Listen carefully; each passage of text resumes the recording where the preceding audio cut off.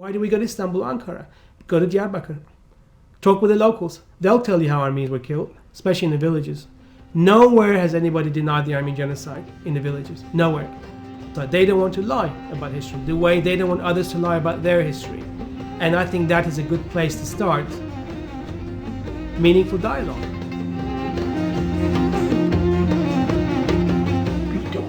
1915'te her ay başta kadar hepsi kadar.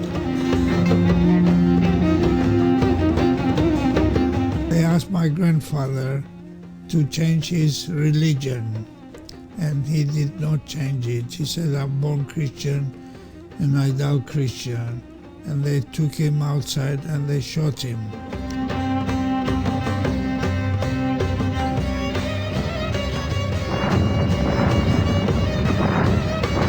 Emir Ülvi Hazretleri sizi cihada davet ediyor.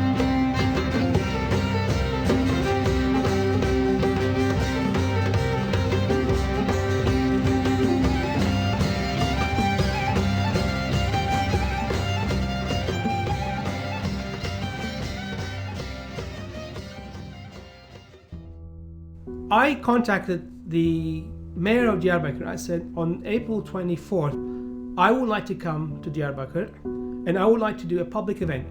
Throw rose petals into the river and read out a statement about the Armenian genocide. And the mayor's response was positive. He asked me, would you mind coming on the 23rd of April? And we will be with you. We will sponsor this event. The Diyarbakir Bar Association got in touch with us. They said, why don't we have a conference as well? There were about 300 people who came to it. Most of them were probably of Armenian origin. They participated in the question and answer session. They related their stories about what had happened to them, to their families. Some of them were Islamicized Armenians. Some of them even had their heads covered.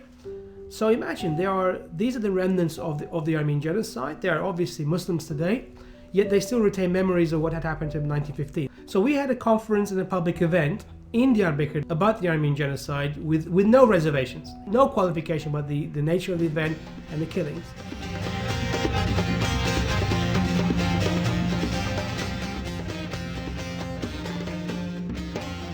When you go to Diyarbakir, you have a sense that you are in a Kurdish capital. It feels like a capital city, and where decisions are taken, where ideas are fomented and expounded.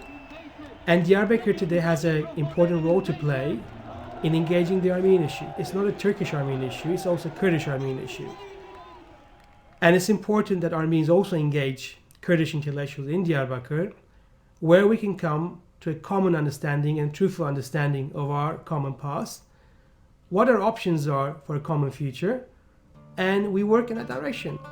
In Diyarbakir, the city, for example, if you say I'm Armenian, people will say, welcome to your city. If you go to the old city of Diyarbakir, there are all these signposts. This Armenian church, that Assyrian church, the Chaldean church, monasteries. They have a sense that this used to be a significantly Christian town. Of course, there were Muslims there, but Christians were a major presence here. Armenians were the producing element in terms of industry, whether it's textiles, food processing, raw materials. So there were fabulously rich Armenians in Diyarbakir, fabulously rich Armenians, who were obvious targets for the governor, Rashid. The mayor of Diyarbakir has not only renovated an Armenian church in order to say Armenians are welcome to return to the lands of their ancestors. They've actually taken much beyond that. For example, they've compensated Subkiragos Church for the loss of its own properties over the last 100 years, not by throwing Kurds out of their homes that made it belong to Armenians or the Armenian church before. No, what they did was they compensated Subkiragos Church by giving them land of same value outside of the city. So it's a practical way of resolving the Armenian issue. And this could be a blueprint. This could be the type of resolution that we can see in other parts of Turkey as well, if there's a will to do so. It is happening right now in Diyarbakir. Perhaps we should look at it more closely as a working model for a just solution. If Armenians want to go back, if they need land or whatever, well, there are ways of compensating them without hurting the people who are living there today. One of the projects that I had in mind when I went to Diyarbakir was to test a memoir, a booklet that we were about to publish called the Diyarbakir Massacres. Thomas Moghadishian is a very interesting character because he worked for the British consulate in Diyarbakir before 1915. So he's articulate, he's politically savvy, he speaks English, and he's from Diyarbakir. So when he writes his account of the Diyarbakir massacres, he gives a lot of information, crucial information that cannot be found elsewhere, about the names of people, community leaders, this and the other, the names of the victims of 1915. A lot of information. So he's an important source because he's giving all this information. But at the same time, the book was, I wouldn't say the word venomous, the book was bitter at the role played by Kurds, but of course the Turkish state, in massacring, destroying Armenian communities. And 1919 was a difficult period because you don't know whether it had a political agenda in saying all this, because in 1919 nobody knew what would have happened to the Ottoman Empire, to Armenians, would there be an Armenian state. So there was an element to the book that made me a bit uncomfortable. One of the central issues of the book was this massacre of 635 Armenians. How these people were arrested, then they were put on these keleks, these river rafts. They were sent downriver, supposedly to go to Mosul, where they would have been kept in protective custody. Their murder was arranged on the way. And at a particular location, they were killed on the orders of the governor, that's Rashid Bey, and with the connivance of the gendarmes, and also specific Kurdish tribal leader called Peri Khan. And when we talk about their murder and when we talk about genocide, these are important elements. They were killed while they were in state custody.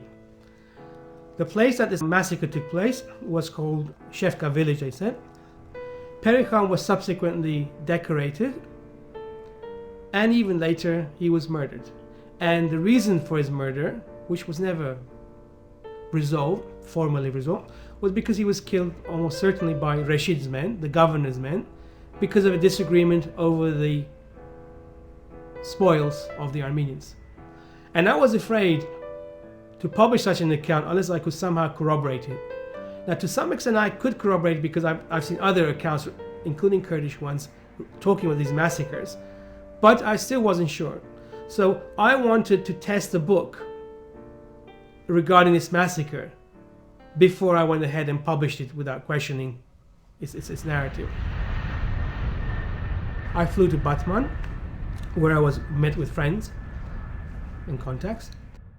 And we went to the village, and the villagers said, yes, we know about that massacre, but it didn't happen here. It happened much further upstream. And I knew we were talking about the same massacre because they said, yes, that's a massacre that was carried out by Peri Khan in connivance with the Vali, the governor of Diyarbakir. And we made contact with the Mukhtar, the headman of this particular village, the nearest village, who took us to this location. And I would never have found it on my own. It really is in the backwaters of his village, behind these mountains and dirt tracks and so forth. And we went to this location, and he said, this is where the massacre took place. It corresponded to the descriptions of the killings that were given by Thomas Moghadishian, Diyarbakir massacres. So within 4 hours of landing in Batman, what I thought would take me 2 days and maybe not find anything, we'd already found the actual location and local information about those killings. Everybody talked about that particular killing. And this old man started narrating to me how the Armenians were brought there. Diyarbakır'dan getirmişti. Diyarbakır. Evet. 700 kişi. 700 kişi. Nasıl geldiler onlar? Hepsi kelekle getirdi, oradan getirdi. Ve kim gönderdi? Kiminle geldiler? Bir Rabba Recep'ye, o da Habiz biliyor. Tamam. Ve onlara ne oldu? Nasıl? O Ermeni ne oldu? Hepsini öldürdüler. Bir kalmadı.